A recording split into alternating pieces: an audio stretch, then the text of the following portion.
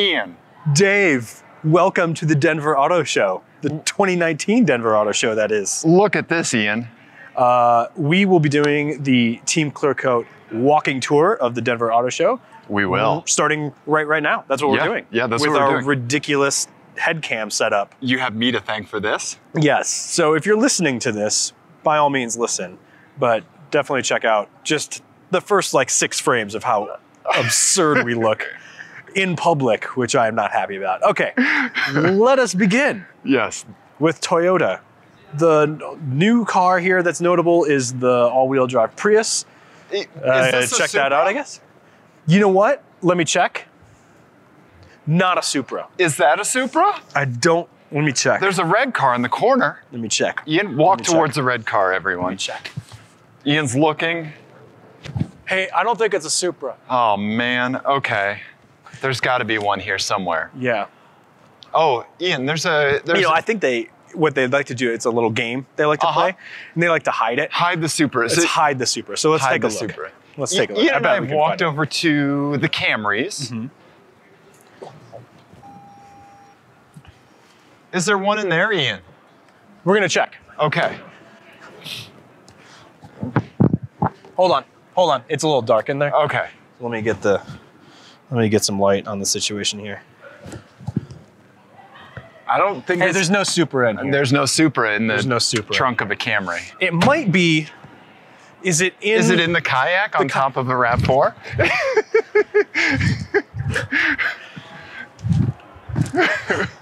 It is not. Gum fell out of my pocket. I'll eat it. Okay. So what else do we want to talk about at the Toyota booth, Ian? I want to talk about the Supra. But it seems like they've done a really good job at hiding it. Yeah, there is a 300 horsepower Camry here. Okay. But again... And with that, Ian turns right around and walks away from it. No Supra. No Supra. All right. There's a truck with many stickers on it. Yeah, so let's go ahead and proceed. What is this, Dave North? Yeah. Away from the entrance. Dave North. Through the... We made that joke last year. I forgot about that. We're gonna do this. We're gonna highlight some of the lifestyle accessories that are in every booth this year, because I feel like they really go ham on this for the Denver Auto Show, because they know that we are weed smoking, outdoorsy people. Yes. These are actually functional, which I appreciate. Yeah, there's a cargo net. There's like, oh, look, a TRD air intake, some wheels, some brake pads, sway bars. Yeah, these are some legit stuff. This is actual functional accessories. Yeah. So far, from what here's the one that gets you the most horsepower, a TRD oil cap. Yep. Okay. Yep. I like it. I'm sorry, I interrupted you. No, I was gonna say, from what we've seen, I don't want to, no spoilers, but sure, this seems to be the most legit of these displays that we've seen. You're correct. However, we then come over here. Yes. And when we're talking about get on up there, Ian. Nonsense lifestyle, we're heading over to the paddleboard. Yep. Please, whatever you do, don't use this green screen for ill effect. Please, certainly don't put Ian like in that scene in Eyes Wide Shut. All right, well, Ian's dismounted the paddleboard. Yes. And what do you say we kind of... I think we should dismount Toyota. What do you say? That's a good segue. All right. Segue. So we're wandering into Ford now.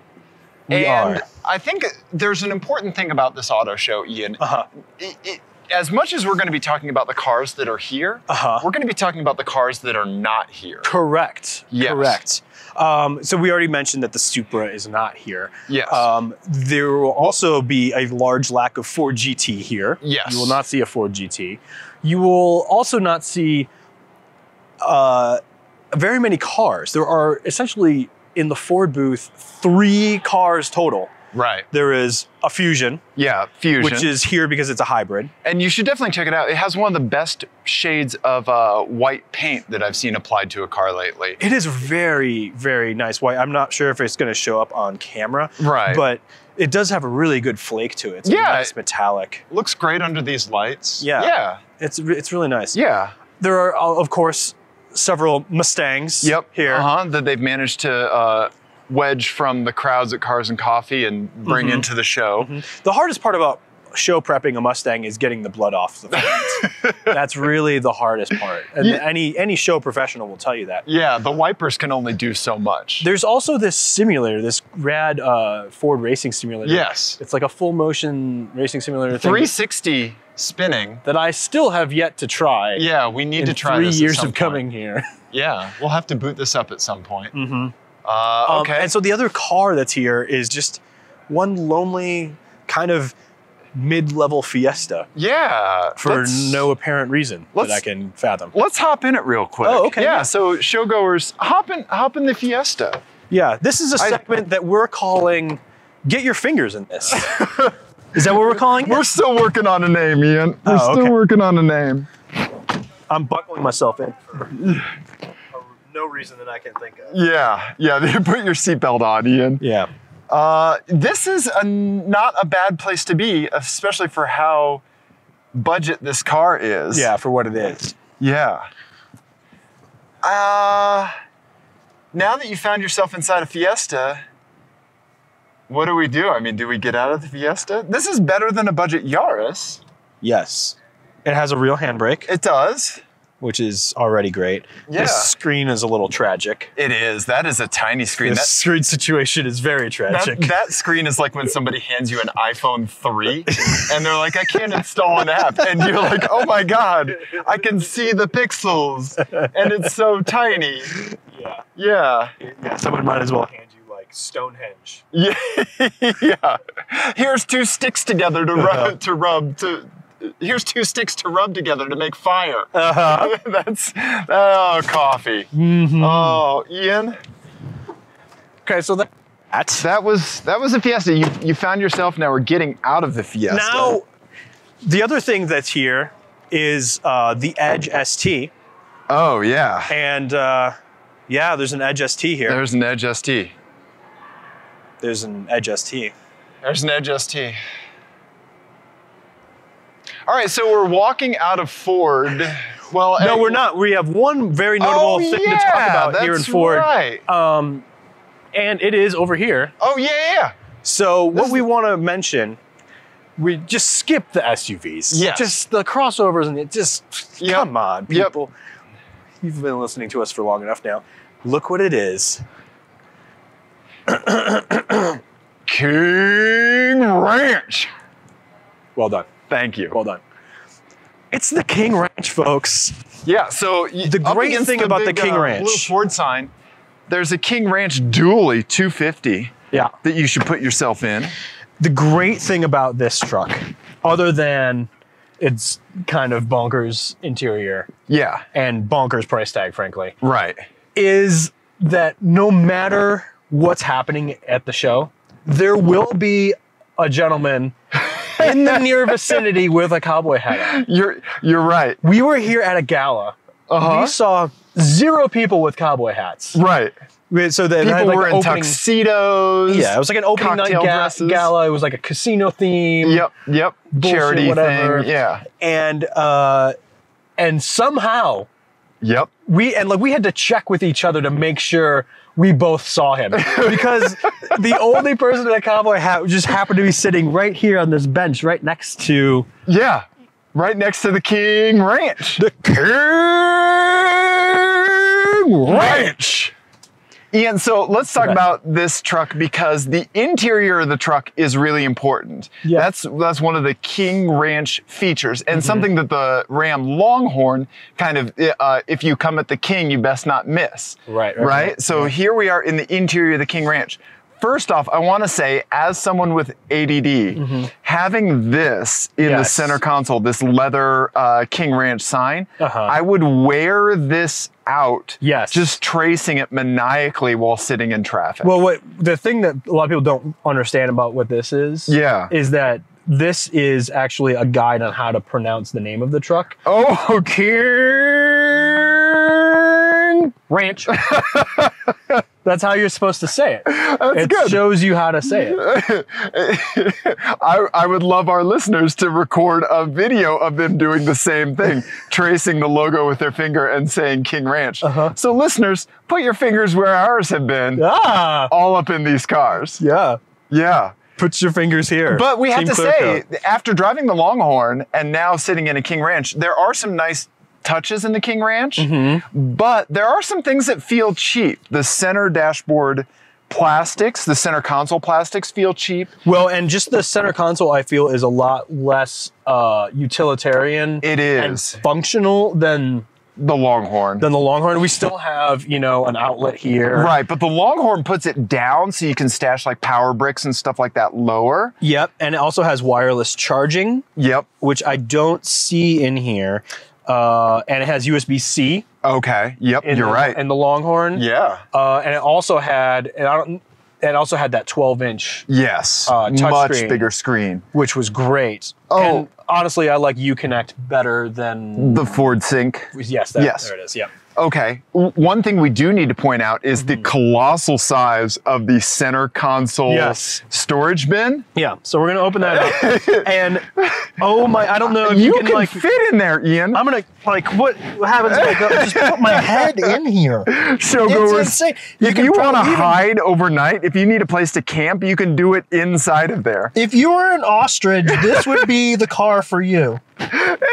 Here, for another added effect, here's what it looks like when you add storage to the King Ranch. It's something to store. You like count the seconds until it hits the bottom. Right, yeah. It's like, insane. It's like throwing a large stone into a river to see how deep it is. Yeah. Okay. Well, all right. We should probably move on. We should definitely move on. After you guess the price of this truck, Dave. Right. We were going to play a game, Ian. So I'm going to guess the sticker price. This is the F450. As it Keep in mind, this is the F450. F450? You're kidding me. There I am in the grill. It's got a front camera. I want you to guess as it sits.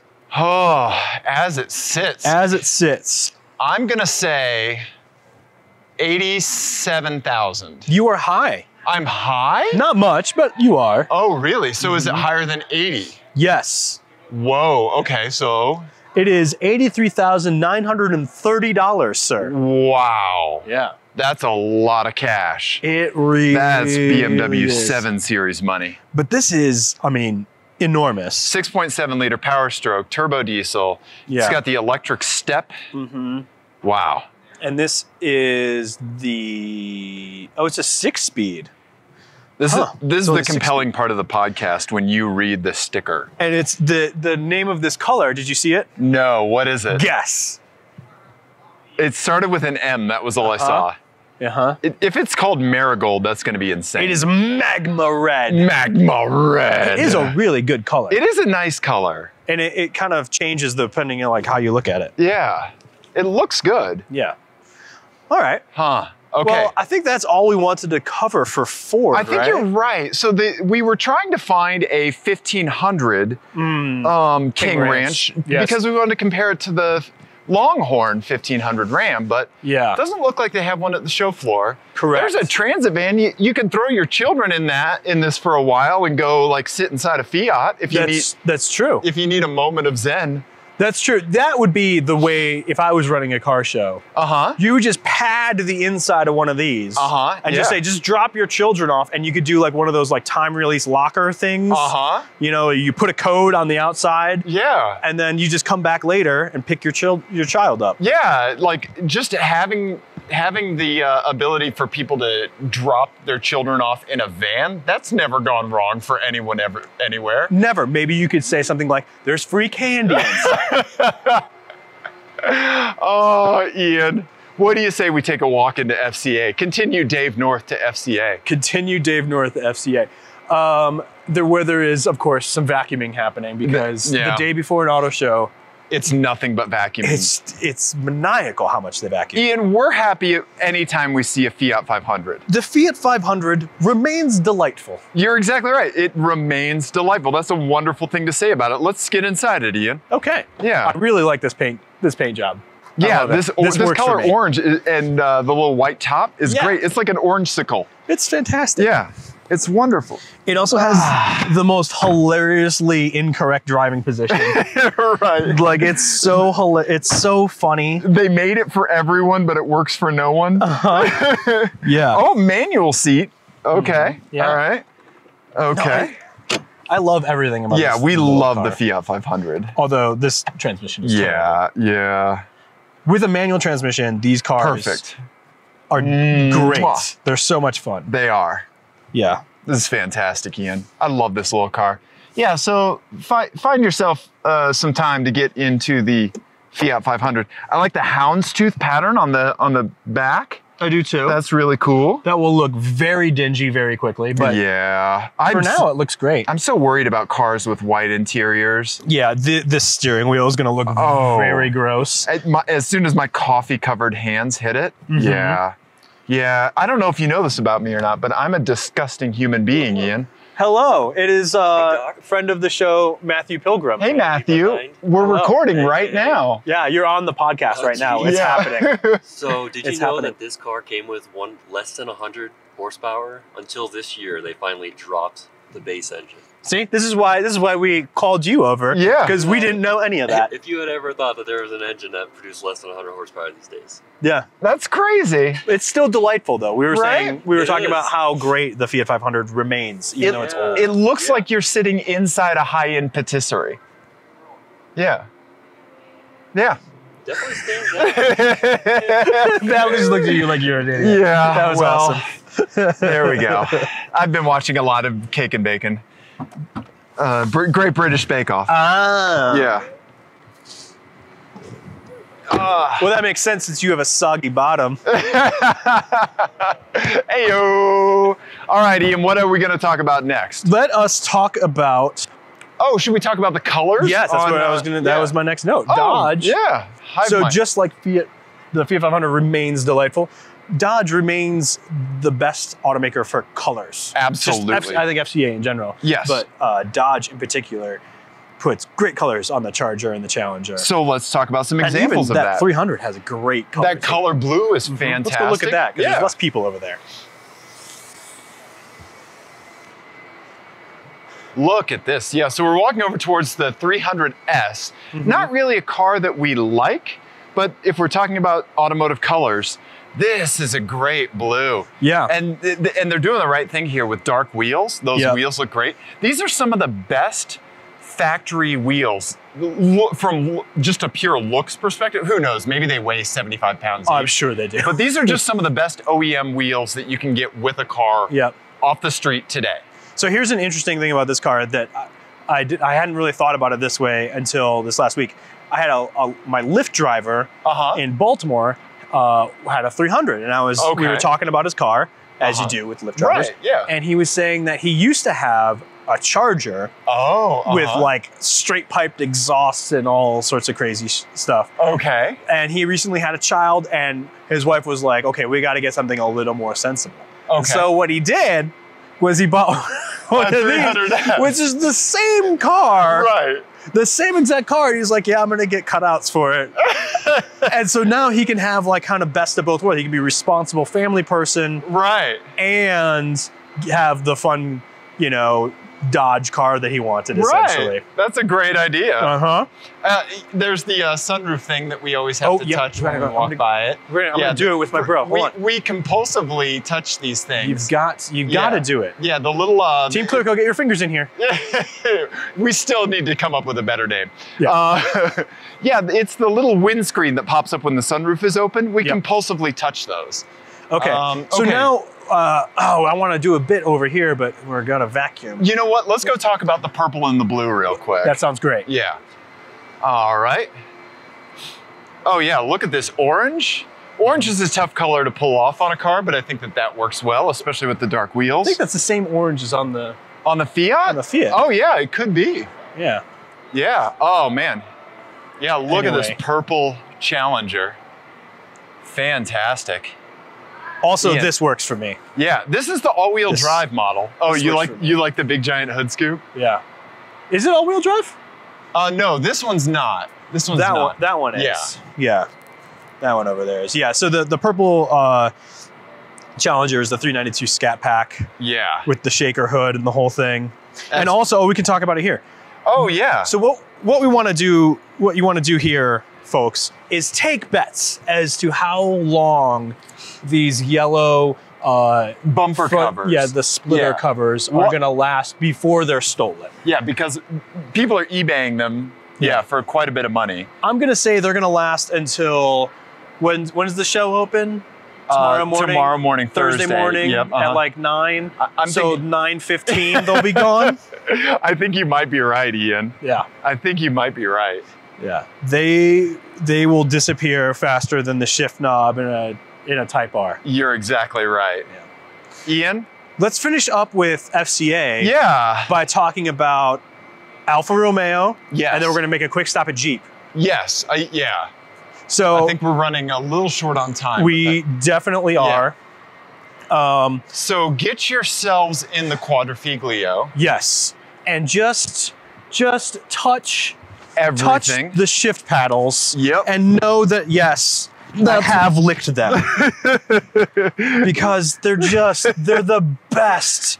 They're the best shift paddles you can get for under like 300 grand. Yeah, play with the shift paddles as much as you want. Oh, they're so fantastic. Pause the podcast until you can get in this thing. And I would also recommend making very loud vroom vroom noises while you're touching the shift paddles. Ian.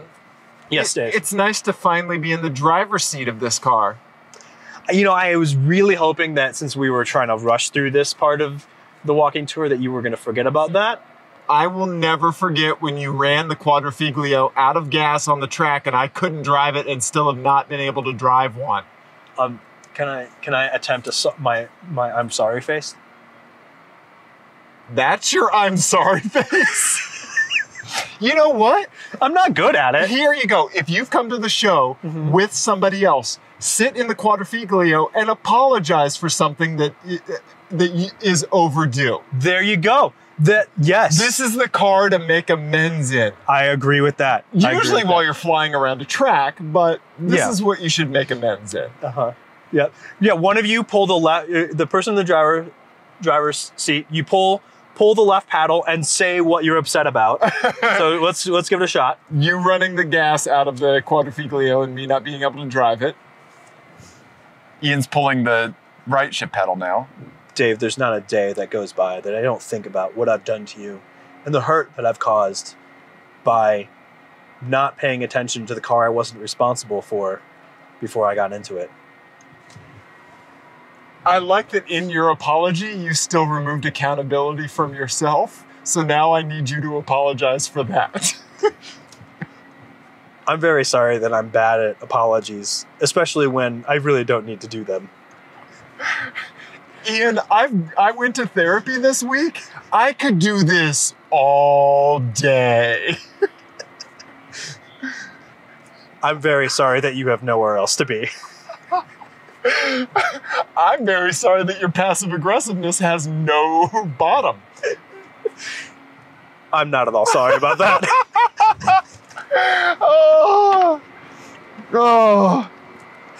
Okay, we're getting out of the Quadrifoglio.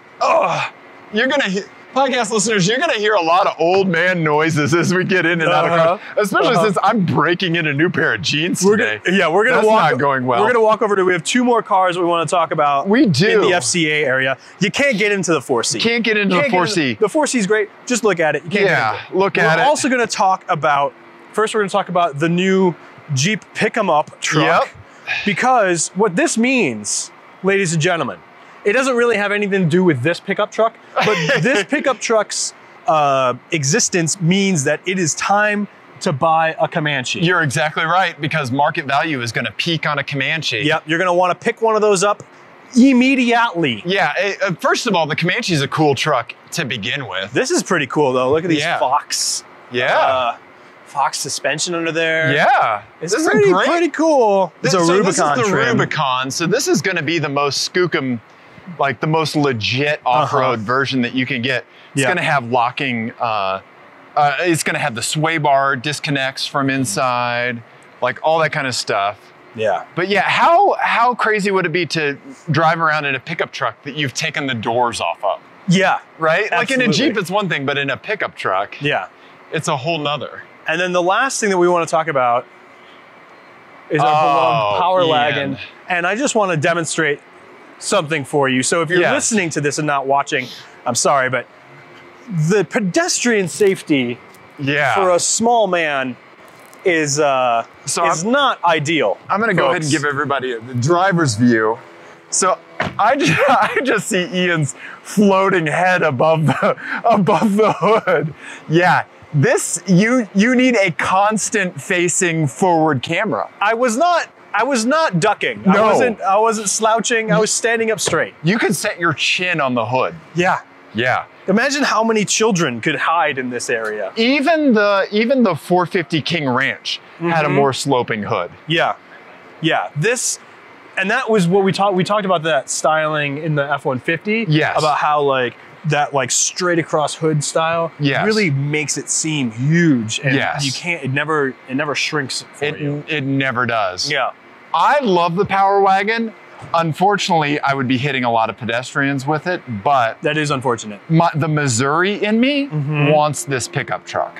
It's pretty fun. Right? We had a great time, like just hammer down in 4 low. Yeah. It'll do 60 in 4 low. It's a blast. Yeah. Plus it's called the Power Wagon. Look at this. This is cheaper than the Longhorn. The F-150 Longhorn. Yep. And I think this is a better way to go. Yeah. It's more fun. Yeah.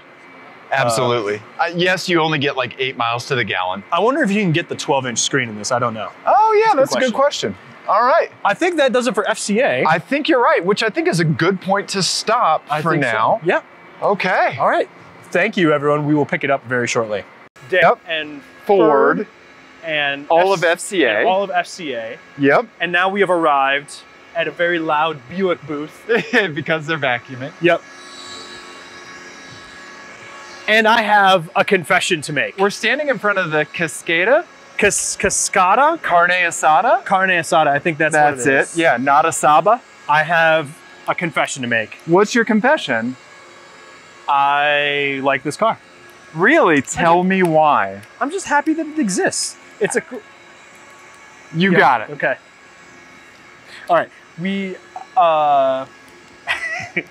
I like it because it's just a segment that doesn't really exist anymore. Right, okay. And the Volkswagen EOS was kind of the last thing to be in that segment, right? Yeah.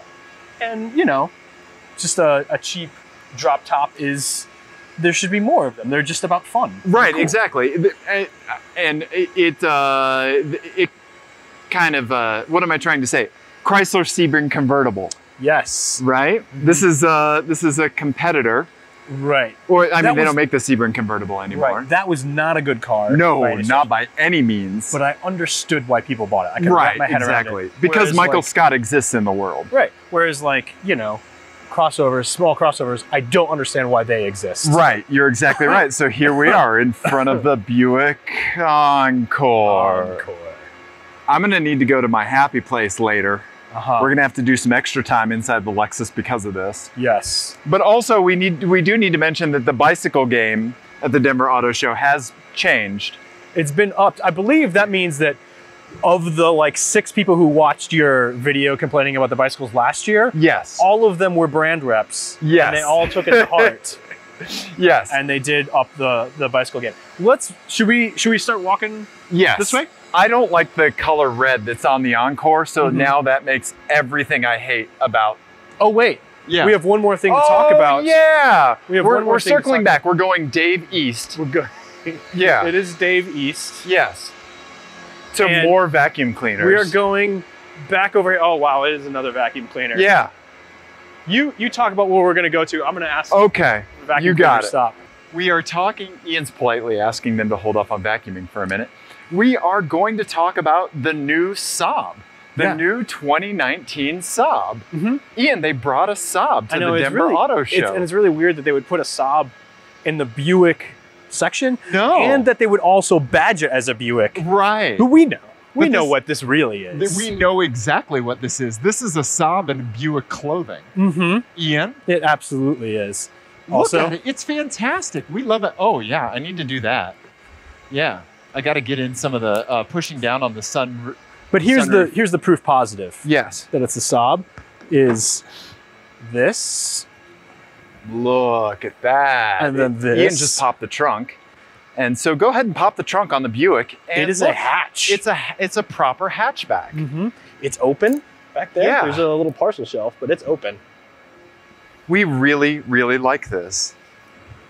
Again, it closed. Value judgments aside, I'm just happy that it exists. Me too. Me too. Yeah, go ahead and find some children, close them in the back of the hatchback. Mm-hmm. They're gonna be fine. It's a hatchback. There's plenty of air in there. Yeah. They're good for at least 3-4 minutes.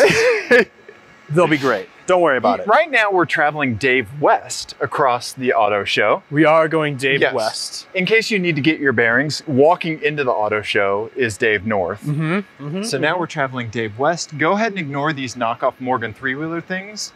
Pretend they don't exist. And then keep walking past them, you're gonna see a Ferrari 360. And you can ignore that as well. You can ignore that as well. But what you do wanna take a look at is a Nissan V-Spec R33 GTR. Skyline. Yeah. Look at this thing, Super Ian. cool. Raw carbon fiber hood, raised wheels. This is a legit Skyline. Yeah, you gotta have some raise. Drive. Yeah, if anybody knows what the 50 kg GT sticker on it means, please let us know. Good question. Yeah, oogle the Skyline. Ogle? Ogle? I go ogle. Ogle? Ogle's right. Oogle's not. Oogle. Oogle Google. Yeah, I got oogles of ogles for the Skyline. I have oogles of, Ian. Look at the Skyline though, Ian. Yeah, that's fantastic.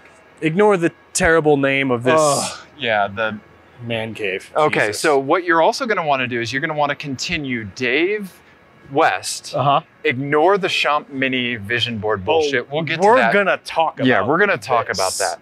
But what you do need to pay attention to is Dave North. On your right-hand side, you're gonna see a bunch of awesome cars. And this is the SCCA booth. Yeah.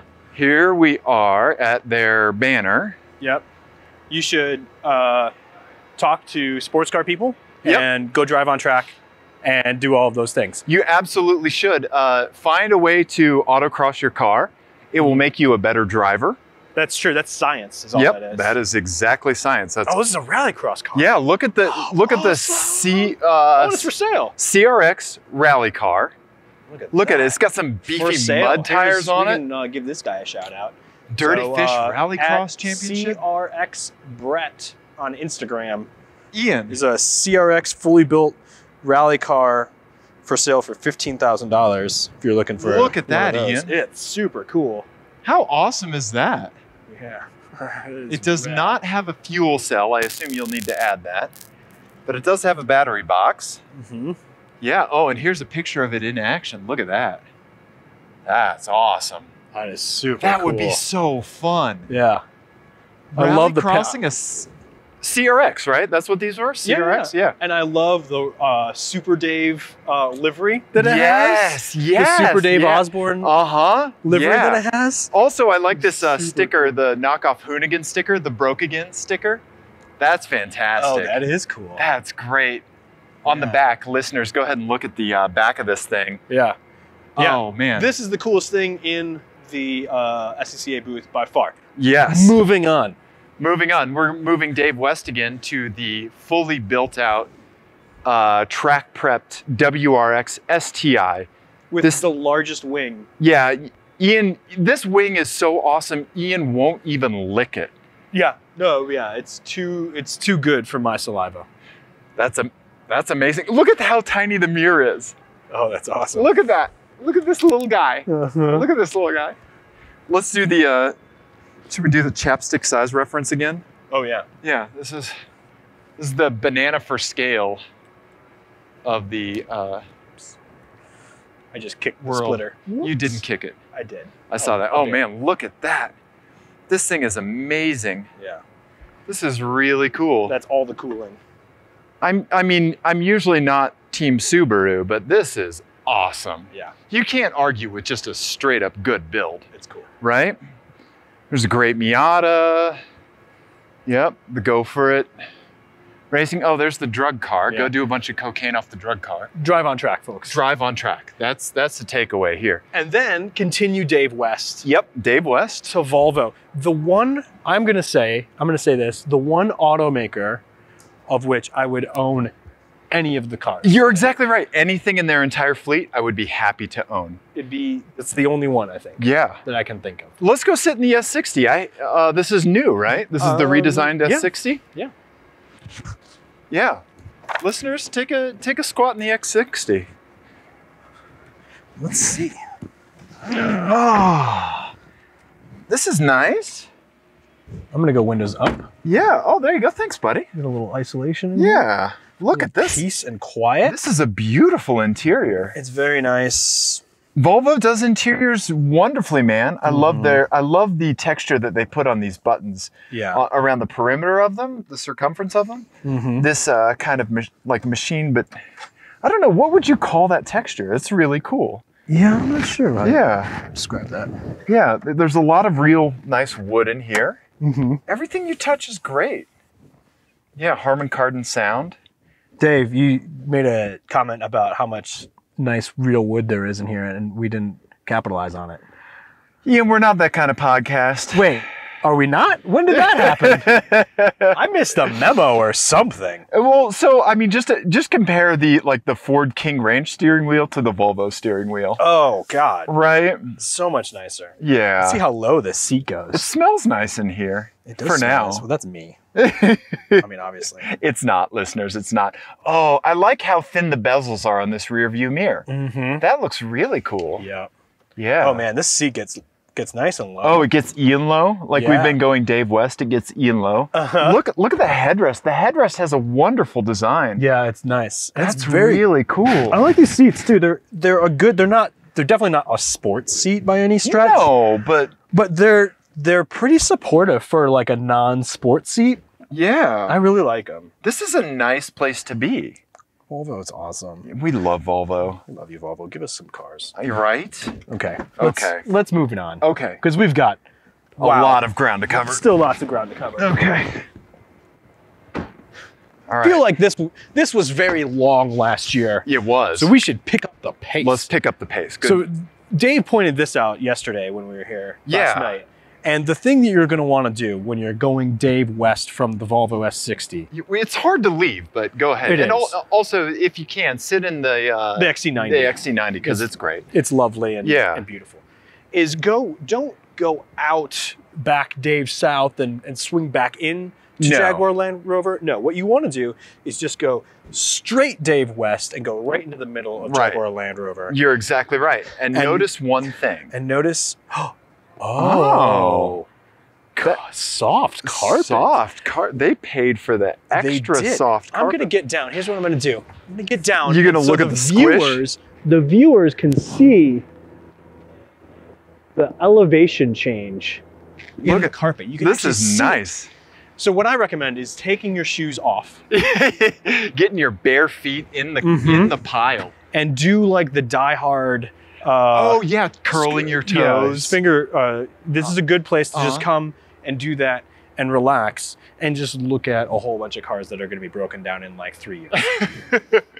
Ian, I want to play a game with you because I think what we need to do is we need to breeze past the Range Rovers and Land Rovers. I agree. And we need to go to the Jaguars. I would love to do that. So there's two things I want to cover. First, I want to cover the iPace that's behind this rope over here. But then I have a game that I want to play with you with the F-Pace. Oh, the Fapace. Not the F-Pace, I'm sorry, the F-Type. The F-Coupe. The F-Type. Okay. Okay. So what we're going to want to do is we're going to go ahead and continue Dave West to the iPace and look at it. It's a gorgeous car. It's pretty cool. So we're going to be making a little compilation video of electric vehicle interiors. And we're going to be talking about this more. But if you can, go ahead and sit inside the F-Pace for context because I think it's an important discussion to have. Yeah, so sit inside a Fapace, which is right here. Just a standard Fapace, again, another Cannondale bicycle. And a snowboard, which presumably the average Jaguar owner would break their hip using. Also a snowboard without any bindings. Right. Just the board. That's great. Yeah. Yeah. That's helpful to no one.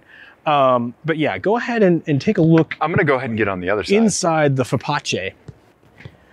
And the way the interior is laid out. And then walk on over. Yeah. Go back Dave South. Dave South. To the iPace, which will be right behind you. Yep. Here we go. So we're gonna do that.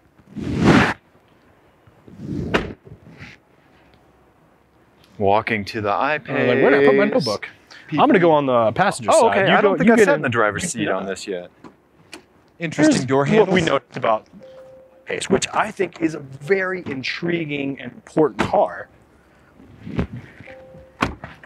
For an electric car, for a fully electric car, yes, it feels a little cramped in here. here. It feels really cramped in here. The seats. It feels like we're sitting like this. Well, because like, we are, for reasons I don't understand. We're spooning inside the iPace. The seats are fantastic. First of all, just let me yes. say they have like these great sports seats. Yes. With the fake cutout for a belts racing harness. Yeah. that this wouldn't actually accommodate a racing harness. No, but if you were on a road trip, the passenger could feed you slices of salami through the back of it. That's what it's for. Yeah. That's what it's for. You're absolutely So right. listeners, pull out your TeamClearCoat provided pocket salami. Wait, no, that's wrong. That's wrong. Yeah, Don't. this is the... If you have meat in your pants, keep it there. Yeah, so basically, to get this feature, you have to order the famous Jaguar cold cut package to get this. Yes. But no, the seats really are fantastic. But some of one of the biggest benefits to an electric car, is usually the packaging allows you to have this big open cabin. Right. But this has like a pretty high cowl, and especially in front of the driver because to accommodate like the heads-up display and stuff. Yeah. It's not a bad interior. It's not a bad place to be. No, it feels good. It's nice to be, but it's so cramped. It feels cramped for an electric car. Yeah. And I'm not entirely, I don't really understand why. Ian, I don't like this wobble. Feel the wobble on the control knobs. I wonder if that's from like several months of like Auto show 4-year-olds like messing with it. I don't know. We'll have to remember that when we eventually drive one of these in like 3 years. Exactly. Yeah. To look at that. It's a really pretty interior, but like you said, very cramped. I think what we need to do is we need to ignore the Jaguar reps that are standing there. Yes. And we need to play a game. I want to play a game with you. Are we just going to sit here and play with it? No, we have to go to the F-type coupe. The F-type? Let's go to the F-type. So somebody's going to ask us if we need any help. We don't. Yeah. I want you to find something on the F-type. Oh. Okay. Let's try. Oh, wait. We got to go out and around. My soul. Trick question. It doesn't exist. No. Thanks for grabbing the recorder. So we can... Yeah. I want you, Ian, to find where you put windshield washer fluid in the F-type coupe. Oh. Okay. Okay. All right. All right. So first I got to figure out how to open the hood, which you guys didn't see the first take of this video, in which I tried to do that in the Camry and failed completely. So Ian, find where you put the windshield washer fluid. Windshield washer fluid. So Ian is getting into the driver's side of the vehicle. He's looking to pop the hood. He has popped the hood, and we know it opens forward like the Jaguars of classic types. Okay. All right. So Ian's looking under the hood. Look at that. Wow. Okay. Fantastic. But where do you put the windshield washer fluid, Windshield washer fluid. Now, do you know the answer to this? I do. I noticed it when we were oogling Oogles of ogles.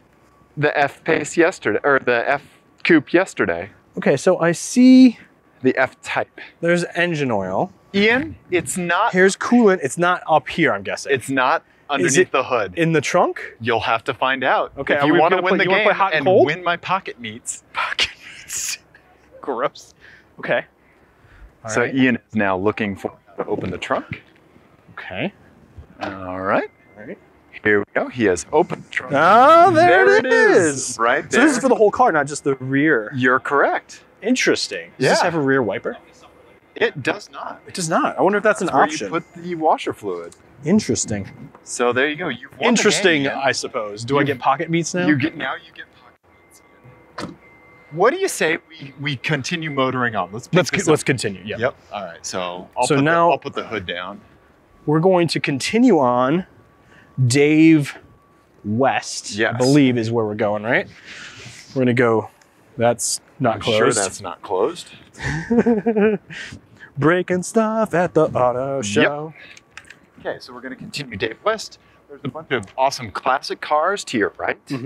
Okay. Keep on walking. Get in line for the Jeep experience if you want. And we'll talk to you in 7 hours. Correct. Yeah, this line is always absurdly long. Yep. The thing to do now, here's our TeamClearCoat official recommendation. Yeah. Is to treat this as a bathroom break. Yes. Because you're going to be smack dab in the middle of bathrooms, and it's going to be a great time to do a U-turn. Yep, that's what we're doing down here. So we're walking up to Audi. Yep. There's a restroom at the end. Go ahead and hit that. We're not going to do that on live video. Yep. This is the bathroom. bathroom. Even though I do kind of need to pee. Do you want to take a pause? No, that's okay. This is a bathroom break, or as one guy on the conference call will always say, a bio break. Gotta take a bio break. Don't be the bio break Just say guy. you have to step away for a second. And it is always a guy. I've never once heard a woman say bio break. You are correct. Because it's disgusting. Yes, yes. But at the end of the Audi run, you're going to want to take a look at the e-tron. Yeah. So just take a quick, you're going to be going Dave West to the bathrooms. Yep. And you're going to take an about face, a sharp about face, and face Dave East again. And you'll be looking at the Audi e-tron. This is a funky looking Q5, all electric. And there you go. Can we? Nope, Ian's trying to open it now. I was trying to open it when I wasn't supposed to. Yep, but after looking at the Audi e-tron, what you're gonna wanna do is you're gonna wanna continue walking to the back of the Audi booth where they have an A8. Oh, Ian. Oh boy. On the way, you're gonna want to take a look at some marketing BS. Yeah. This is Ian's favorite kind of stuff. Go ahead and read that to me, and then I'm just gonna give you a hot reaction. Audi collection is for those, first of all, they don't say the Audi collection, they just say Audi collection. Audi collection is for those who wear their passion for the 4 rings on their sleeve, hat, and everywhere else. Listeners, I'm giving a withering look and shaking my head. Yeah, that's not Ian approved. No. So they have a handbag, I gotta hand it to them, they turned the dial down from all the ridiculous shit that they brought last year. Correct. Where they had nail polish and I assume like Audi cock rings that matched 4 of them in a package. Sunglasses, pens. Woo. I get the model car. I get a travel mug. The notebook's nice. But that's a functional thing that but you could a wallet, use. You're kind of pushing it. A mug, sure. I don't feel the need to wear a hat with my car brand on it. I do want to circle back to the e-tron for a second. Do you really? Because while this is nonsense, yes, we can agree. The marketing BS. There is one thing that the future has brought that I think is not nonsense, and it's actually a step back from nonsense. A rare modern world step back from nonsense, which really? Yeah. Okay. And it's this right here. The way that the trim levels are designated on the Audi and on the iPace. Yes. Where it actually gives you some, and Tesla kind of like some kind of context for power. Right. Where like and performance. Right. Where, you know, everyone, especially the Germans, have gotten away from telling you what sort of engine is under the hood. Or there's no rhyme or reason. All our cars are coupes now. Right, exactly. At least there's a sprinkling of sanity in the modern world, and they actually tell you the power output of the car. So this is the e-tron 55 Quattro, which I believe means 55 kilowatts, right? Well, Audi was kind of a little bit vague about this. We talked about it on the show. A long time ago. Yeah, where they were saying like, it's not necessarily a 55 kilowatt battery, but it'll kind of fall in performance between like a 45 and a 60. Right. Yeah. So you can kind of figure out where performance-wise this ends up. So let's go, Ian. Yes. Let's go to one of my favorite cars, or at least it would be for the first 60,000 miles of ownership. Correct, while the warranty was available. The Audi A8L. Yeah. And what I'm going to suggest is don't get in the front. No. Even though it's fantastic, if you can. But this is one of those things, if people are in the front of this at the auto show, get in the back and you may have a better time. And just take a second to marvel at how huge these rear doors are. Yes, the rear door opening is insane. My leg for reference. Do you want my chapstick again? I don't think that would help. Here's a leg shot. Okay, so we're gonna go ahead and sit down. Hi. Recording. Hi there. You got it. No problem. Thank you so much. I know. Okay, so we're in the back. We're in the back of A8L. There's vanity mirrors just for the folks in the back. Yes. Hello, me. And I wish this is doing wonders for my hair. Oh yeah. I wish that we could get the car turned on to see all the touchscreen things. Right. But because I believe we could adjust the seat and stuff from here. It does have a ski pass through as well. Mm-hmm. Yep, there you go. That folds down, which is kind of uncommon. Can I get in there? I don't think you can. I don't think I can. Man. Yeah. Which is unfortunate. But it's just a lovely place to be. It is. Everything you touch is fantastic. It has an Alcantara headliner. Mm-hmm. Everything is so nice. Yeah. The steering wheel design is funky. I didn't notice that before. Look at that. Oh, yeah. It's a weird four-spoke. And it's also not a circle, which I don't approve of. Yeah. Steering wheels should just be circles. Right. Steering wheels should just be circles, people. Team ClearCoat. Yeah. Hot takes. Also, Team ClearCoat, put your finger in here. No, we need a better name for that. Well, you know, then I think you need to come up with one. You can't just say we need a better name. What you're going to want to do is you're going to want to put your fingers in here. Slide your fingers into the opening. That's not better. That's not better. Of the door handle. Yeah, which opens like, it looks like it wouldn't give you sufficient leverage to open this enormous door. Right. Because of the way it's designed, because you go up from the bottom. Yeah. And you slide your fingers in up from the bottom. And then you make sure that you get good contact with kind of the roof of what you're touching. And, you know, kind of like give your fingers a little, just the slightest wiggle is really all you need. You don't need to get rough with it. Don't overcompensate. No. Yeah. And so you just get them up in there and just the slightest kind of pull up towards the roof of where you're touching to, you know, back towards your palm is what you want to do. And then it just works. Yeah, you just pull open. And it kind of pops the door open for you. So really, again, slide them up in from the bottom. Get out of the A8. A slight pull, and then it just pops open for you. It's lovely. Ian. It's a lovely feeling. For both you and the door, I assume. I'm told. All right. That's the A8. We love the A8. It's beautiful. Dave, I was doing double entendres this time. Were you really? It was double entendres. Did you get that? Ian? Yeah. Oh, Audi also brought back the green car. Yes. We love the green. This RS5 yep. with the with this beautiful green. Yep. It is an RS5 coupe, which makes no sense. Right, exactly. But, this green is fantastic. And it is. This like low angle, this low 3/4 front angle is fantastic.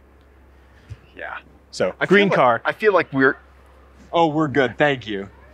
We're going to run through and make a bunch of apologies to people when we're done. Oh yeah. But you do need to take some time, and you're going to see 3 pedals and a handle because they don't want you falling over when you stand on 1 foot. Yeah. Ian, who can't stand on 1 foot? Can you not stand on 1 foot? I mean, I can, yeah, but apparently a lot of the world can't, so they have this handlebar. But you're just gonna want to give this some juice to hear some So for listeners, this is one of the best auto show gimmicks I've ever seen. Yeah, yeah. There's 3 gas pedals, and they're labeled for the different cars that Audi makes, the RS models, and there are speakers that play the engine note. Yeah. The corresponding engine note. So go ahead and do the RS5. Yep. Okay, here we go. The RS5. Wouldn't that be hilarious if I fell over? Oh, God. And you hear the turbo whooshes. It's very cool. Yeah, and keep your foot in it. You'll hear a few gear changes. hear the blow off. It's very cool. You hear the bypass valve. And then there's the R8. I think it's the V10. Yep. Oh, that's great. Oh, you hear the overrun at gear shift? Let off. Does it go pop pop? Oh, it blips the downshift. That's awesome. That's great. And then my favorite, the TTRS, the 5-cylinder turbo. Yeah.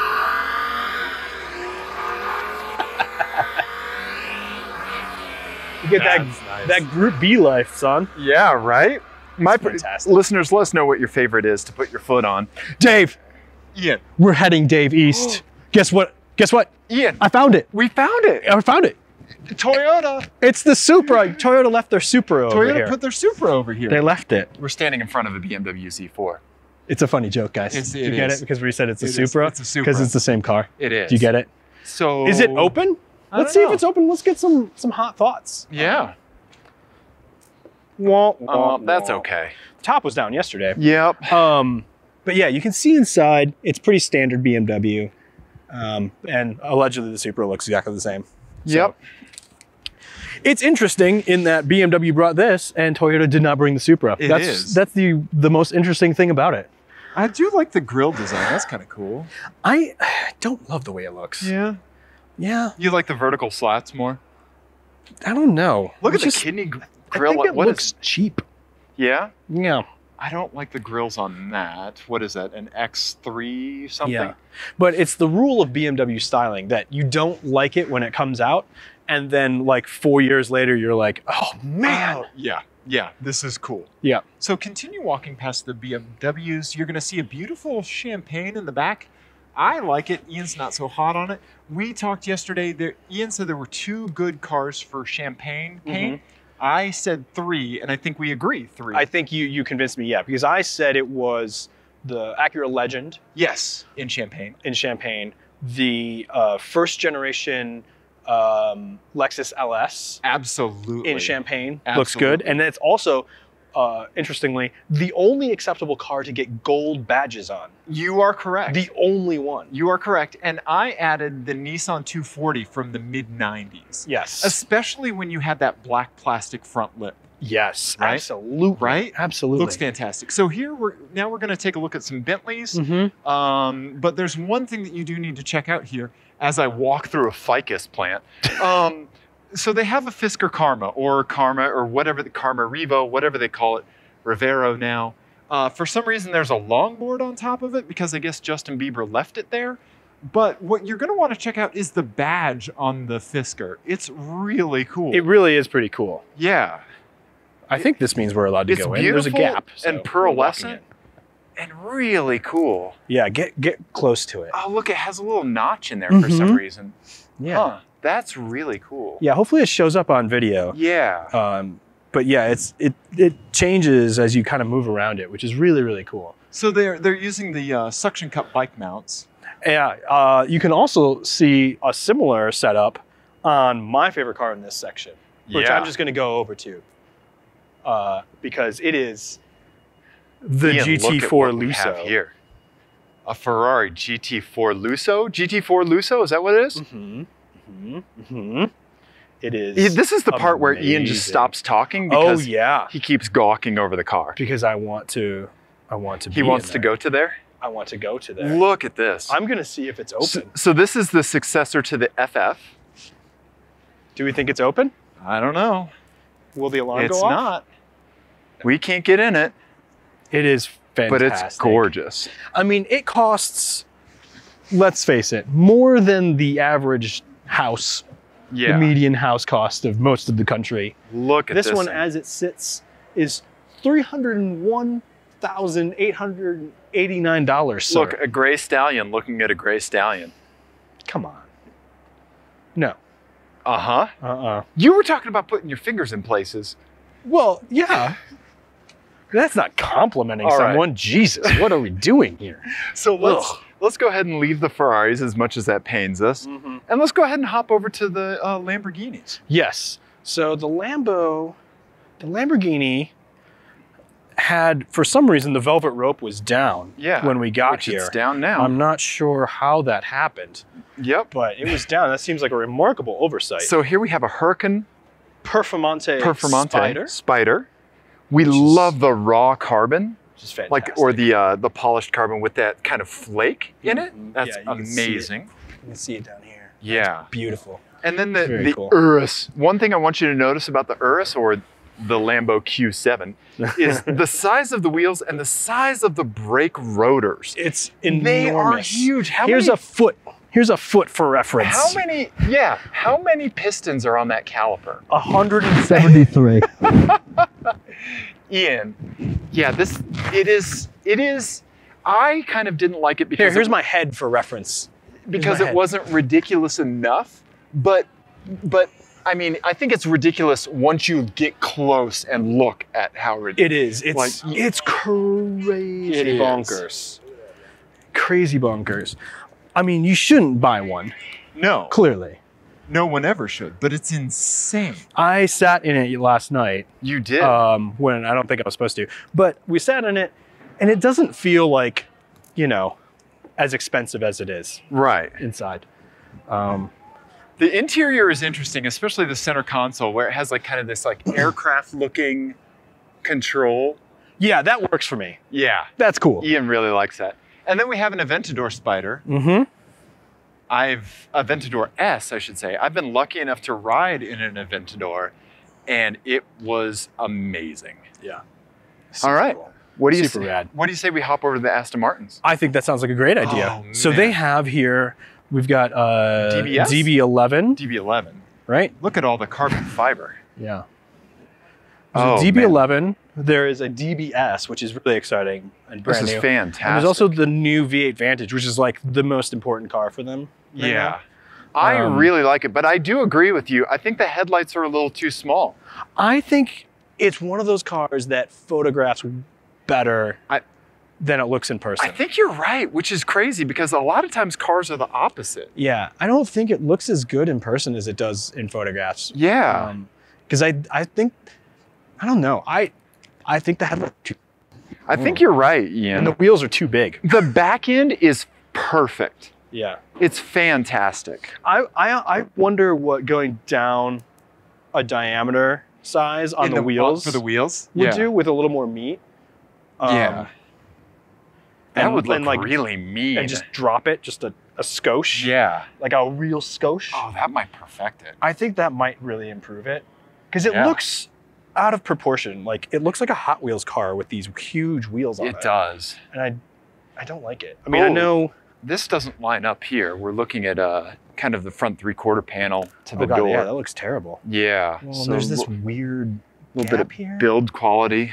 Yeah, that's been kind of a knock against this car. Yeah. Since it first came out, that the build quality has not been fantastic. And wow, that trunk does not line up. What do you say we hop over to some McLarens, Ian? Yeah, the McLarens that no one can tell apart ever. Yeah, exactly. Yeah, so they have...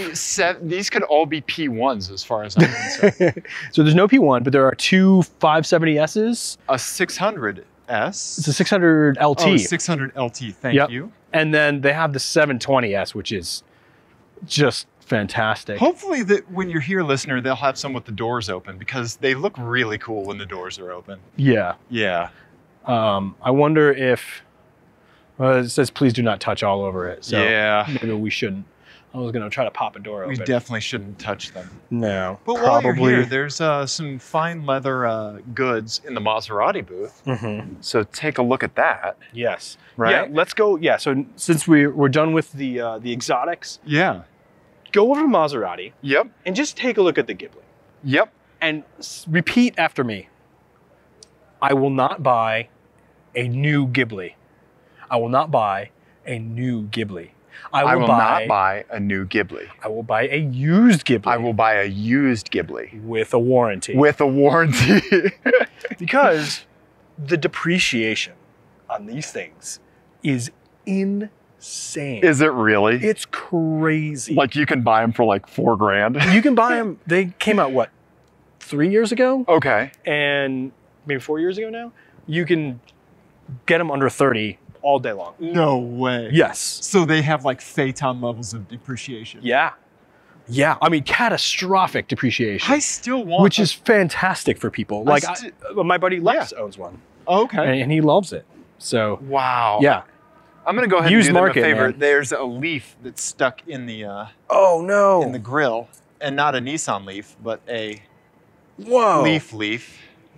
This car has been driven. Look at the size of that. Or it got that when it was on the tow truck. Oh yeah, and it blew into the grill. Yeah. They also have a Levante, 2 Levantes. Oh, which great, cool. Sure. All right. Okay, let's go to Mini. Oh boy. We have thoughts. Did they lock up the bicycle since we were here last night? Yeah, go check out our Instagram or Facebook. No, it's right here. Oh boy. All right, so we're gonna talk about brands. Let's talk about brands. While Ian. I pedal around on this bicycle. I'm sure they won't let you do this. And also it looks like they changed this layout so you can't do a ride through here anymore. Shh. Okay. Can't I? These tires are flat, which makes this very difficult. Ian's on oh God. Flat tires. So let's talk a little bit about lifestyle as a brand. Yep. Because it is some hot nonsense, Dave. It really is. With one notable exception, which we will get to later. We will, but Mini is leaning into it hard. And on top of that, they're leaning into it in like a really schizophrenic way. Yes, so here, in this booth, you have racing. Race car. Okay, and I'm gonna pedal over. Yeah, what else do you have, Ian? Where are you pedaling next?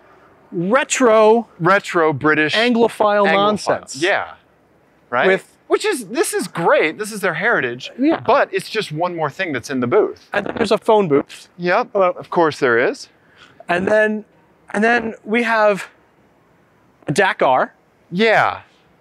A Dakar thing. A Dakar picture. Because when I think Mini, I think off-roading. Yeah. And then we have this really weird. What's your safe word? What is your safe word? What's your safe word, Ian? Branding. Mine is marketing bullshit. Oh, okay. Yeah. That makes sense. Yeah. That's a good one. That's a good one. Thank you for not crashing the bicycle into anything. I got close. Oh, I'm not done yet. Hopefully they'll pump up the tires for you, listeners, when you're here. That's a very difficult bike to wheel. Yeah.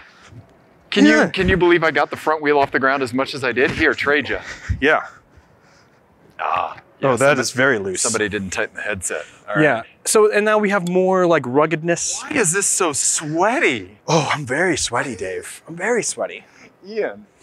And then, so the safe word thing. Mini, what are you trying to do to me? This is not a good brand strategy in the Me Too era. It's not. It is Say the people who made a door pull dirty, but whatever. It's fine. Okay, wheelie time. Okay. Dave's gonna wheelie and or crack his head open. Oh! We are gonna break that. We should stop. No, it's impossible to turn on the flat tires. We should have brought a hand pump. Oh, God. Listeners, Dave nearly cracked his head open just then, and it was hilarious. That's why you don't clip in when you're trying to wheel. Right. So anyway, this is, I think Dave had the right word, schizophrenic. It absolutely is. And it doesn't make any sense. No, it does not. However, Mini Coopers, this guy over here, the John Cooper Works. Just a straight up John Cooper Works. It's a blast. It is. Drive one. They're fun. You're gonna have headroom if you're tall. Yeah, and you don't need to worry about, all this other lifestyle nonsense. No. Which brings us to the most egregious lifestyle nonsensey nonsense. The mini vision board. Of the thing. So behind this mini vision board that you're gonna see, which is due Dave north of the Mini cars. Yes, you have to go outside. You're gonna go back towards the SCCA stuff. Yeah, inside there is some sort of lounge, which is a bar, but it's like a what's your safe word thing? Yeah, I don't know. Yeah, you have to give them your safe word to get in, which in this era, guys, don't share your safe word with strangers. That's just poor OPSEC, folks. Poor OPSEC. Why this vision board? So drone photography of a cabin, an electric guitar hoodie player. An admittedly delicious looking parfait. Right, with Greek yogurt. And lots of people with very stylish beards. There's a lot of beards. Man. There's a beard. There's a beard. How many beards can we count? There's 2, A lot of curated facial hair. As a beard, that's a curated face. That's also curated. Curated facial hair. And as someone who owns curated. Look at this. So you have, first of all, you have your weights. You have your golden retriever. You have your phone playing some trendy music. You have your mini keys, but also you're wearing jeans. Oh, that's your child. Barefoot. Oh, that's your child. So these are all the things that you're managing in your life. This is a catastrophe waiting to happen. That is a nightmare. The dog is going to eat the keys. And while you're managing that situation, you will drop one of these weights on your child's foot. Exactly, on the toddler. And the other end of the barbell will land on your phone screen. Also, Dave, Ian, if you could just describe what you see to me here and then give me your hot, another reaction shot. Ian's pointing at the Edison bulb that Mini has decided to deploy. Artisan light bulbs, ladies and gentlemen. Light bulbs. Artisan light bulbs. When you think Mini Cooper, why? Think a few generations old MacBook Pro with a drink on it. Yeah, with a drink on it. And a light bulb where they've decided, no, we don't want the century of progress that we've made in this area. We want to do it the old worse way. Exactly. That's Mini, everyone. It is. Ian, we have a lot of thoughts on this. Also a typewriter, again. Oh, yep. We're going to do things the worst that way. No one thinks a typewriter was better. Admittedly, there's things that we conflict with, like the LP player. Yeah, I endorse the vinyl, doing the vinyl thing at home. I do not endorse this number of rings and bracelets. No, that's a jangly nightmare. Yes. Also, there's a lot of tea infusing going on here. There's a lady at a radio booth, mixing booth. And there's a competitor's product over there with the scooter in front of a coffee shop. They bought a scooter instead of a Mini. Ian, I'm going to tap out of this conversation. Okay. Oh, here's an injured child where you've hit their head with the tailgate with the your countryman. It was from the weight. There you go. It was the kid you dropped the weight on. This is continuity. This is continuity here. Oh, and here you are. Yeah, with your weights, your golden retriever, another baby. Yeah. And you have your headphones in so as to ignore your child screaming for your attention. Because it's very important to listen to Cardi B while you're working out and not hear the screaming child. Absolutely. Absolutely. Ian, there's one thing here that sums this all up. Gibberish. Spelled incorrectly. Which I assume is some kind of brand. But oh boy, Mini. To tell you, but I think I need to take a pause here to hit the restroom. Oh, a bio break. A bio break. All right, so there's a restroom over there. I'm gonna run over there real quick and I'll be right back. Okay. I'm gonna do some more laps in the bicycle? I'm not, because I'm very sweaty. Okay. Oh, Dave. Oh boy. You know what? Oh boy. We've been through a lot so far. I think. Oh boy. What we need to do is we need to go Dave south to Lexus. I think you're right. And you're going to want to go a touch Dave east in the Lexus booth towards one of our absolute favorite cars. Yes. That is the Lexus LS 500. Yeah. And what you're going to want to do is get inside.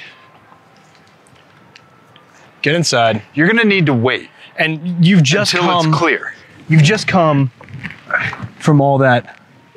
Don't shut the door yet. Right. This is important. Yeah. You've just come from all that hot Mini marketing bullshit. Absolutely. Your mind is as clouded and conflicted as that vision board. Absolutely. And now what you're going to do, you're going to settle in. Yep. And you're going to grab the leather wrapped door handle. Yep. And you're going to shut the door.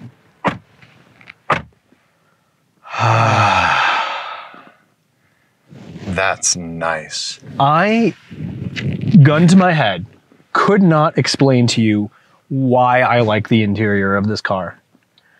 Yeah, we talked about this quite a bit last night when we were planning our walkthrough, because I think if we were to break down things on an individual component level, they're not great. We don't love them, but it all works together in this magical kind of combination where you still kind of view the individual elements, but you also view the whole, and it all comes together to this really nice harmony. Yeah.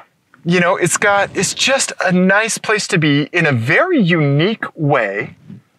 You know, it's not as garish as the Mercedes interiors.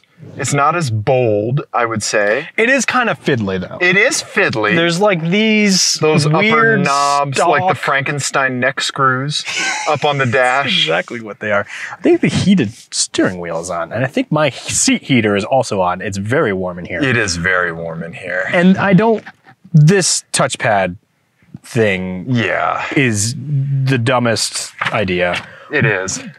But that said, I think it's when you shut the door, there's like a pressure change. It is. It is. Mentally and physically. Yeah, like you feel it, like it really is very isolated in here. It is, by design.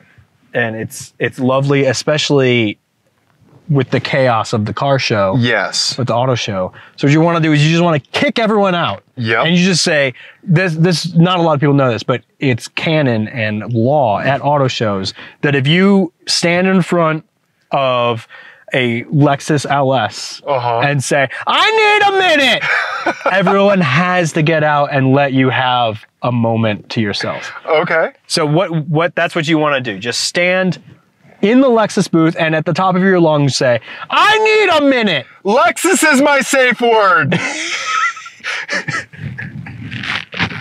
And then just get in and just, right? Take a moment. Yeah. I need a minute. Mm-hmm. Right? This touchscreen thing is so bad. It is. Also, another thing that you should, Ian, what's the name of this segment again? The I need a minute? No. Oh, put your fingers in it. Stereo knob. The best stereo knob in a car ever. It feels like, because it's like dual stacked, and it feels like the knob on an old Marantz tuner. Right. It has the perfect resistance. Mm-hmm. It's not indexed. It feels truly analog. Well, the volume does, but the tune... Right. The tune is indexed. And it's lovely. Yeah. Here, let me try. Oh, yeah. Oh, that's perfect. And I love an analog knob. Yeah. Yeah. Yeah. TeamClearCoat touches knobs. TeamClearCoat touches their knobs. Yep. Yeah. Well, other people's knobs, really. Other people's knobs. There you go. Yeah. That's a good one, buddy. Ian? Dave.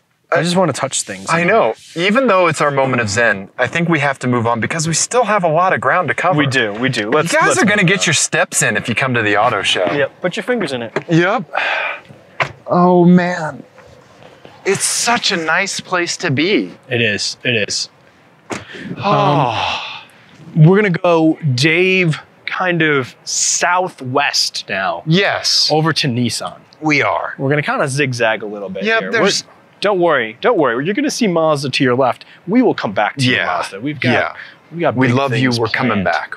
Yeah, absolutely. Right? So just walk past the rest of the Lexuses. You don't care about them. You don't. They're nice, neither do we. But so wander into the Nissan booth. There's a few things here that I guess are notable. One is that there's an Altima all-wheel drive in there. To highlight that, they've put an Altima on tracks, which is silly and ridiculous and fantastic. Yeah, we completely endorse that kind of showmanship at an auto show. There's a GTR. You can ogle that. It's the... Good job. Thanks, Oogles of ogles. Oogles of ogles for the GTR. It's the same car they've been bringing for the last 10 years. Exactly. Yep. But we want to highlight the Leaf again. Yeah, let's go talk about the Leaf interior. You get the driver's seat this time. Oh, okay. All right. Let's highlight the Leaf interior versus the Apache. Absolutely. The Apache. Okay. So here we are inside the Leaf. It feels very open and airy. It makes me think of an old Saab. Yes. And TeamClearCoat, put your fingers in it. The shift knob. The weird transmission shift knob. We equate this to when you're a little kid and your parents let you play at an arcade game without putting a quarter in it and you think that you're playing the game. Yep, exactly. Yeah. That's exactly what it is. Yeah. Yeah. You know what? This is the first park button that I've met that I like. See, I think I like this in isolation in Kid Without a Quarter mode. But in actual practice, I did not enjoy this. Oh, okay. I didn't think it was good. But it does have the best feature, the e-pedal. But this also has a B mode, which as we've discussed stands for, bro, I hope you're not looking for a sport mode. That's what that stands for. Right? But let's talk about the interior some more, because this compared to the F-Pace, right? Even though this is, or I-Pace, I'm sorry, even though it's a smaller car, it feels more open, airy. It just feels like it's making better use of an electric car platform and packaging than the I-Pace. You have a lot more lateral knee room. And maybe even if it's only like an incremental, it feels like you have more. The cowl is lower. Yep, absolutely. And it has these great A-pillar cutouts, which is fantastic. More people should be doing that, because some of these A-pillars now are just getting absurdly huge. Yes. I know they're safer for rollover, but they're a safety hazard from a viewing perspective. Absolutely. Yeah. But so it's interesting to see what people are doing with the opportunity that's afforded to them by the electric car layout. Yeah, with the chassis. And you know, people are doing different things with it, and it's interesting to take a look at. I think Nissan's doing a great job. I love the Leaf. A friend of mine just purchased one. They test drove a Tesla. Oh, really? And then they actually bought a Leaf. Wow. Yeah. That's impressive. Right? Interesting. Yeah. Okay. All right. I think that was what we had to talk about. I think you're right. For the Nissans. Let's move it on, though. And we're going to go to Hyundai. We're going to go to Hyundai. We are. And we still, Hyundai, we need to talk. We do. We need to have a conversation. We need to talk. I feel bad into it. I feel bad for you, Hyundai. We do. And it's not because you're struggling in the car, in the car thing at all. Because if you're sleeping on Hyundai and Kia right now, you're making a huge mistake. Huge mistake. It's more that, especially with the Veloster, which is fantastic and great. But you don't need all of the awards that you've ever won in your life. They're still overcompensating. It's the trophy case thing. Yeah. It's too much. Like if you went to your friend's house. Oh, wow, this is loud. Yeah, we're gonna move away from this. Yeah. Let's go quickly. Blowing out our audio. Yeah, if you went to your friend's house. If you went to your friend's house and they had, let's say, their soccer trophies from when they were 6 years old displayed all over the place. Right. You would think that they had some problems that needed to be addressed. You're exactly right. And you would not be wrong. Right, and you wouldn't think, oh, I wonder if Brendan was a good soccer player. You would just think, oh, Brendan needs to move past it. Right, what's lacking in his life today that he feels the need to do this? Exactly. That's what this is. So we're gonna go look at it really quick. Yeah. And hopefully no one's gonna talk to us, but we'll see. See, I mean, it's laudable. I'm glad they've won the awards. Right. Because they deserve them. They're making good cars. They are. They make great cars. Even a rental spec Hyundai is something I like. Yeah. Yeah, absolutely. They're nice cars. Yep. All right. There's the boards that blinded you. If you want to pretend to be Ian, put your eyes right up to that. Don't do that. Yeah. Don't do that. And now we arrive at Lincoln. Lincoln doesn't really have anything that's very new. The Navigator was here last year. I have to say, I like the wheels on this Navigator. These are insane. Yeah, they're like fake turbofan wheels. I know. From like an old rally car or something. I shouldn't like them, but I do. No, I like the way the Navigator looks. Yeah, it's not bad. And the interiors are great. It's huge. They really are. Yeah. Yeah, it's enormous. But I mean, these interiors are fantastic and very comfortable. Take some time if you can. The top. And even the third row. Yeah. If you're a taller person, get in the third row. It's pretty impressive. I think it daves. Yeah, it does dave. We did that last year. They do have the Aviator, which is the smaller one. Oh yeah, so this is based on the Explorer, right? I believe so. Yeah. I actually really like the way it looks. It's locked. Yeah. Because they saw us coming. I am happy though that the opportunity that, we talked about this a little bit last year, but it's good that the opportunity they missed with the Continental. Yes. that really felt like a missed opportunity to just go like over the top with their interiors and their kind of luxury. Yes. They really have been putting that into the SUVs. I wish they would readdress the Conti with that. Yes. But I'm happy to see them. I'm gonna flip your camera down. Them do that. Yeah, me too. Me too. While you're in the Lincoln booth, you need to hop by the Black Label. Yeah, that was what I was going to say. Computer booth to figure out what kind of hashtag brand person you are. And here's what I'm going to suggest, Dave.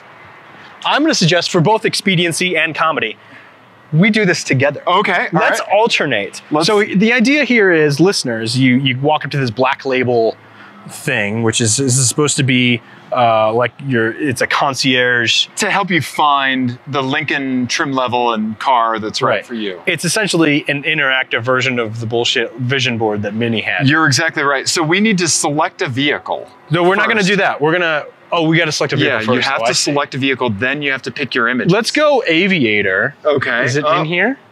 No. There's Navigator, MKC, which is something. Wow. A Nautilus. Let's try the Nautilus. Sure, okay. Okay, so now you have to select 4 images from this vision board, this interactive vision board. So I'm going to let you pick the first one. Go ahead. I love dogs. Well, I love inappropriate touching of strangers. I love that you love alcohol. And I love glue. Podcast listeners, Ian touched a horse. Oh, we are a thoroughbred. We're a Nautilus thoroughbred. Yeah. We did get the cool turbofan wheels. Oh, we did, yeah. Which is pretty cool. Kind of a variation. That's because we're drinkers. That's right. So listeners, tweet us what you are. Yeah, because you will do this. You'll go through this exercise and you will learn nothing about yourself. Exactly. Moving on. You will learn what you are not.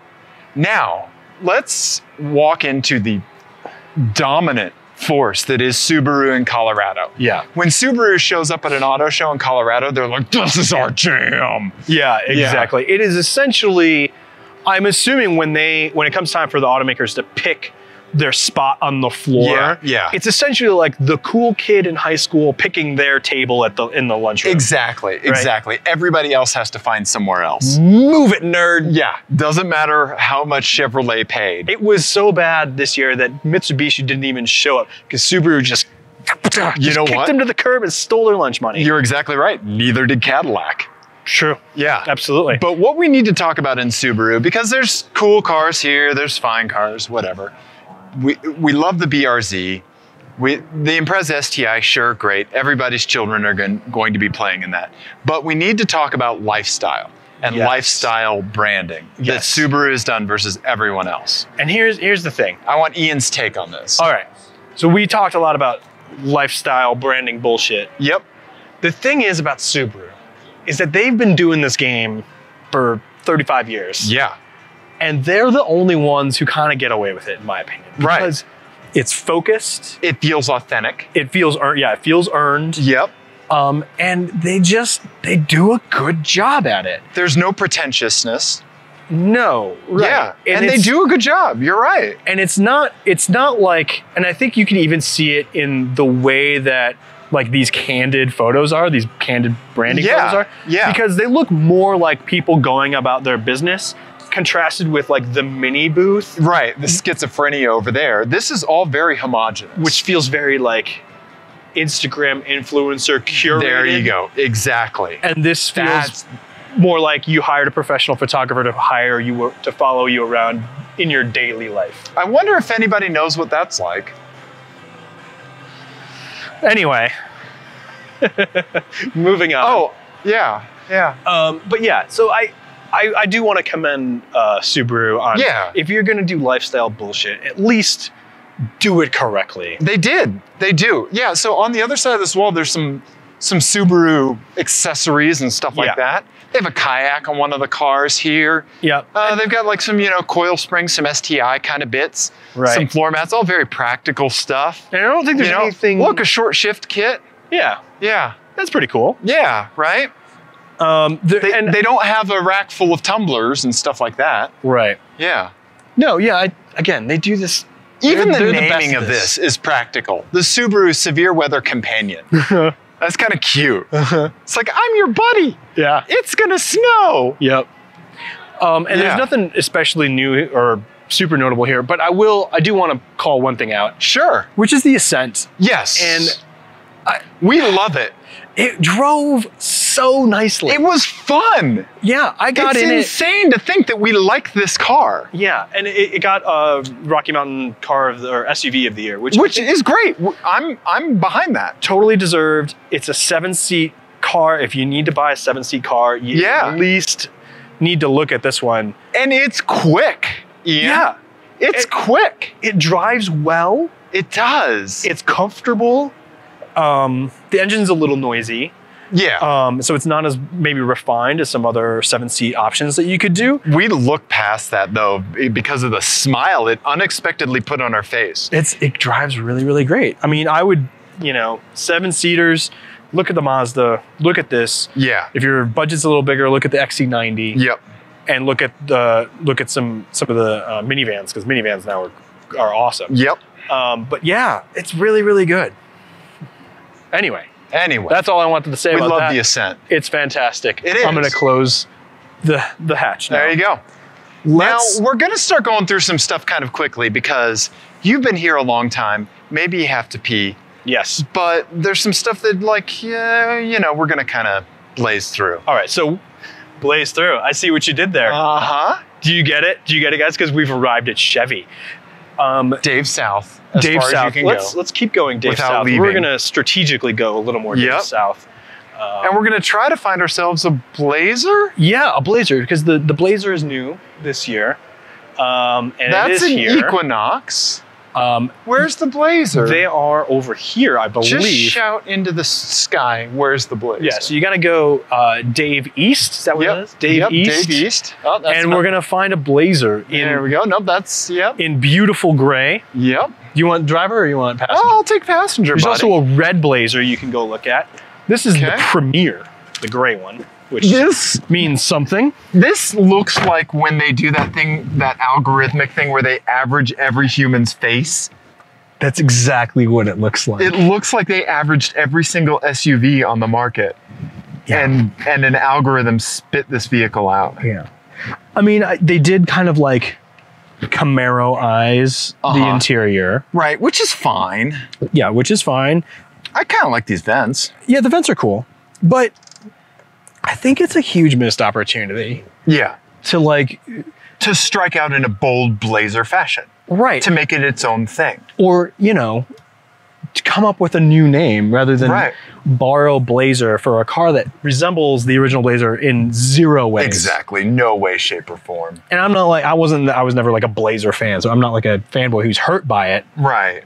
But it still just seems like a weird decision. It does. It does. They've kind of made another Equinox and called it a Blazer. Like we talked about on the show, I saw one when it first came out. I think a GM employee was driving it around Michigan. And I had to stare at it to figure out what I was looking at. Right, because you thought you were looking at 17 other cars. Yeah. Yeah. And I do not understand. There's a Camaro, there's Corvettes. Sure, get in and go vroom vroom. Go sit in the Grand Sport, which is a fantastic Corvette. And if you're buying a Corvette, it's the one you should get. Yep, absolutely. All right. Let's see. Let's keep on walking. So now we're moving back. We're gonna loop around back Dave North to close this Mammer Jammer out. To Honda. And we've got only a few more to go. Okay, so there's the Type R. Look at that. That's cool. And then as you're walking through here, last night we were walking through Honda Dave North, and I just said, sure, these are all fine. And that's really it. Yeah. They're all fine. They're all fine. They're still making sedans. That's great. They'll never stop making the Accord. Yeah. The Passport is new. The Passport's new. So you check that out. These are all fine. The fit's great. The Odyssey is good. Odyssey is fantastic. Very good. This green. Oh, this green on the Pilot. This is a Pilot? This is a Pilot, Dave tells me. Ian had to look at the back to verify, but this green is the best green at the auto show. I'm not sure if it shows up on camera, but it is It's fantastic. This is like a metal beautiful flake. midnight green. Yeah, you keep talking about the green. I'm gonna see if I can figure out how much this green color costs. Okay, I love this. It's fantastic, and it goes very well with the interior color of the car. The Pilot's, I mean, the Pilot is the default choice for somebody in Colorado with a family, you know, which I think it should be a minivan instead. But it's... I mean, you would look at this and you would look at the Ascent, essentially, right? Yeah. If you were cross shopping. I don't think this has seven. It does. Oh, yes, it does. Okay. It's a small 7-seater, just like the Ascent. Yep. You know, I would rather have this or the Ascent rather than like the Buick. Yeah, me too. Enclave or whatever. Me too. So yeah, it's fine. It's fine. It's fine. It's fine. What about the bicycle? How about this Gary Fisher? Oh yeah, it's kind of a vintage 26-inch mountain bike. It's fine because now it's vintage. Yeah. But if they've had this a couple of years ago, I'd say they really need to update it. Yeah. Okay. Yeah. It's fine. It's fine. Speaking of it's fine. Volkswagen. It's fine. Go sit in a Golf. Yeah. You know? Is there anything super we want to look at? We were going to talk about the lifestyle bullshit. Oh, right. Okay. So this is really quickly antithetical to Subaru. Right. Because this is, again, not focused. This is... I've had 7 hobbies in the last 5 years. Yes. And I've emptied out my garage and put the word Volkswagen on it. You're exactly right. They were looking for stuff to brand it, and Bob was like, oh, I got stuff we can slap our logo on. Yep. And he brought in his cornhole boards and his old bike wheels, and here we are. Yep. But yeah, go check out the GTI, which remains awesome. That's a bad color orange for the Jetta. That's a Jetta. What else do they have? Do they have that Atlas SUV. Oh yeah, which was fun. Yeah, we didn't like it because we were off-roading it, and it did not enjoy that. Unhappy. Yep. There's a Passat. Yep. With some sort of thing on it. Oh, it's a Wolfsburg edition. The Wolfsburg Passat. Okay. So that means it's going to be turbo and manual, probably. But I want to go call your attention to a car that we did drive fairly recently that we liked. Which was the All-Track. Oh yeah, absolutely. The Volkswagen All-Track. So it's kind of, you know, perpetuating this this trend of like the tall wagon that you can do. You can get it in funky colors, which is great. Yeah. And if you need like a small, sporty wagon, it's really good. It is. I wouldn't, like you said, you wouldn't want to fit car seats in it. Yeah, it's a little tight for especially a rear-facing car seat. I don't think it's big enough. You're going to run out of legroom in the front. But other than that, it's fantastic. It's a fun car to drive, actually. And it's quick. It's a good option. We're going to go to Dave North to GMC. Yes. And we really don't have much to say about GMC. However, we're going to tease something else that we're going to try to get done today. You're exactly right. Which is the tailgate wars. Tailgate wars are heating up, son. They really are. Let's move on to, we're going to go to the brownish Sierra. Yep. Which is GMC truck. Oh, wait, no. Which one was it? I don't know. The black one. Okay, it's the black, the black one. Go back, Dave South. Go back. Abort. It's the black truck that is on the Dave South end of GMC. Right next to the VW Atlas. It's got a Bluetooth kind of speaker thing that you can detach with the tailgate. Right. You take your tailgate. So this whole tailgate, I don't know how it works. Yeah, I think it's a little Rubik's Cube, but once you get the passcode for it, you'll figure it out. Right, okay. Yeah. And then this folds up. Ian's lifting it up. So this must... There's probably an RTFM somewhere. Yeah. Yeah. Oh, wait. Oh, you just go like this. There you go. Don't pinch that can't be right. I think this is powered. Yeah. So, hey, could you do us a favor and just demonstrate the lift, the gate for us really quick? Yeah, there's a number of things which you I'll just grab this. Oh, sorry. So fall down in between or anything like that. And you can lift it from there, but I find because of the torsion system, and this adds about another 8 pounds with the speaker system. Yeah. Then it's really light from the side. Oh, okay. So I'll just flop it. Oh, look at that. You know, and it's great. A little bit easier because you're not working against both pendulums at the same time. But then if you want to, keep in mind that not only the same buttons that are in there on the back are off the key fob as well too. So you got a number of ways in which you can open it. But if you just hit the top button, Then it comes down where you can use it like a workstation as they stipulate in this fashion. And then because you can do bar systems over top of the wheel wells with 2-tier loading and so forth, this is wide enough that it'll accommodate ply. Okay. Different things in and through where you can tie it down. But if you want to maintain a shorter load, then you can pop that up. It's a load stop as well. Okay. Then from that position, it has to go back up to the top position before you can drop it down. So if I just hit the bottom button, then it comes down in this fashion. So this is the 5.8 bed. You also have a choice of a 6.6 bed here, depending on what you want to utilize to maintain either a longer or shorter load stop position.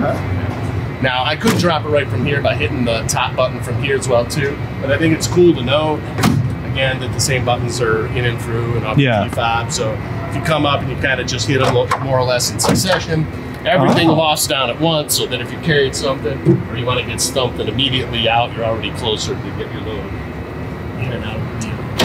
And then that safety bars as well too, just as a little additional help if you want to get in and out. Sure. Awesome. Great. Thank you so much. Yeah, so it's like a tri-fold tailgate with the handle, and this one has speakers embedded in it, which is fantastic. Little tailgate origami. They show each position and then 6 different functions as well too if you want to take a snapshot. Cool. Awesome. Thank you. Thanks, Al. So that's GMC's entry into the tailgate wars. Yeah, we have the tailgate wars of 2019. Yeah, they are. It's like the console wars in the 90s. Yeah. Sega, Nintendo, 3DO. Yeah. I'm sure he's going to be highly decorated veteran of the tailgate wars of 2019.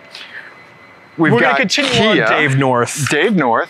And go to Kia. And we just want to say, again, don't sleep on Kia. Do not sleep on Hyundai. Do not sleep on Kia. And do go check out the new Kia Telluride, which is another one of these like 3-row kind of budget SUVs. Yeah. But man, Kia is just on a roll. They're killing it. The Stinger, the fun little hatchback.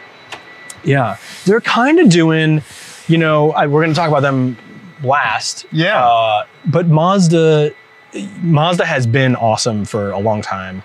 They have great attention to detail that is like focused on the driver.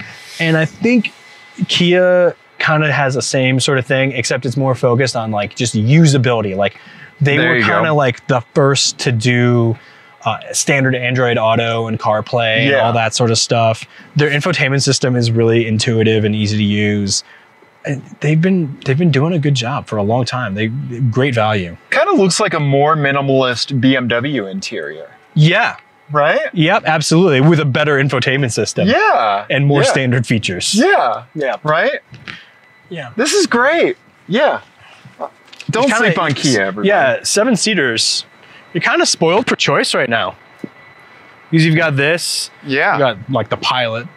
The Ascent. CX-9. Yep. Man, we have a lot to look at. And lastly, we're going to end in Mazda. Which is where you should end. The last Dave North stop on our tour today. You can kind of ignore their artisanal craftsman thing. I get it. I get what they're doing. Sure. But the real reason everyone cares about Mazda is that they are driver focused and they've remained kind of stubbornly that way. Absolutely. Which should be commended and rewarded with lots and lots of sales. You're exactly right. They have really leaned into sedans. They've firmly planted their foot in cars as much as other brands have planted in SUVs. Yeah. And I do want to say that, there's someone vacuuming by it. Of course there is. But the new Mazda 3 hatch, I really love the way it looks. I love the so the back. I was thinking about it. Yeah. The back, the back sort of like C-pillar area. There's a little bit of like Corrado. Oh yeah, there is. Like the Gandini design in it, and I love that about it. And now it's new this year is all-wheel drive. All-wheel drive in a sedan. Instead of pushing people into an SUV, they're putting the features that people are going to SUVs for down into the smaller car. Well, and not only that's going to be easier to park. Yeah. Easier to live with on a daily basis. And if you want a hatch with all-wheel drive, the only other choices really were performance variants that were very expensive, like Golf R, Focus RS, A3 Quattro. Yeah, or S3 or something like that. Yep. This is like the best kind of like option for a budget all-wheel drive car. It is. And it looks really cool. It does. It looks really good in the metal, like up close. It does. I would imagine that this is one of those cars that the photographs don't do it justice. Yeah. I think they should have brought a different paint color on it, a more metallic instead of a matte, like a more flat paint, because I think it has some great curves. Yeah, it really does. Yeah. It is oh, look. Mazda actually put bindings on their snowboards that they put on the car. Uh-huh. I love it. Yeah. So anyway, Dave, we did a walking tour. I think we did a walking tour, Ian. So listeners, viewers, reward yourself. Go get yourself a juice. Oh, maybe definitely. a bio break. Pull out your TeamClearCoat pocket meats. Uh-huh. Yep, and finish those off. And you know what? You've covered all your bases here, and now what you should do is just go put your fingers in stuff. There you go. Go put your fingers in all of it. Yep. Make sure you lock your children in the transit van. Yep. And we love you. We love you, everybody. Goodbye. Goodbye.